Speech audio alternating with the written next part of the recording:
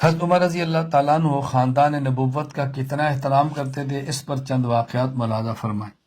امام ابو عبداللہ محمد بن سعد بن منی الہاشمی رحمہ اللہ وفات 230 ہجری الطبقات الکبریٰ میں نقل کرتے ہیں، حضرت عائشہ رضی اللہ عنہ فرماتی ہے کان عمر بن الخطاب یرسل الینا اللہ اکبر باحذائنا حتی من الرؤوس والاکار، جب کوئی جانور ذبح کرتے اس عمر تو ہمارا حصہ ہمارے پاس بھیجتے، اللہ اکبر، فرمایا حتیٰ کہ سر اور پائے سے بھی ہمیں حصہ دے۔ حضرت عمر کو جانور ذبح فرماتے تو حضرت عائشہ فرماتی ہے ازواج مطہرات کا حصہ ان کو دیتے، پائے بھی دیتے، سری بھی دیتے، اتنا اہتمام فرماتے تھے جس کا ہمارا کچھ اہتمام ہی نہیں ہے، اللہ اکبر۔ امام ابو الفرج جمال الدین عبد الرحمن ابن جوزی رحمہ اللہ وفات 597 ہجری المنتظم فی تاریخ الامم والملوک، جس میں فرماتے ہیں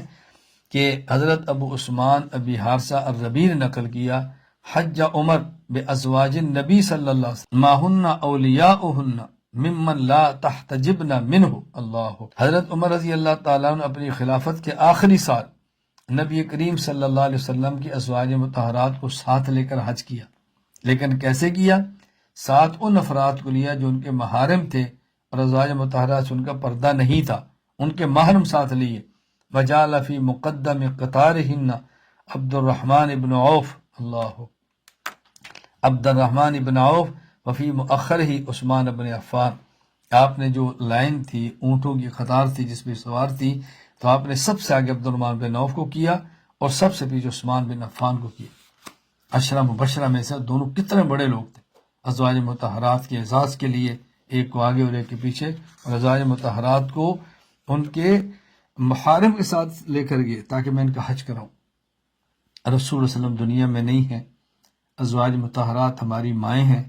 حضرت عمر کتنا ان کا اعزاز فرما رہے ہیں کہ شاید اگلے سال میں زندہ نہ رہوں، چلو میں سب کو حج کراتا ہوں، اپنے محارم کو ساتھ لے لو،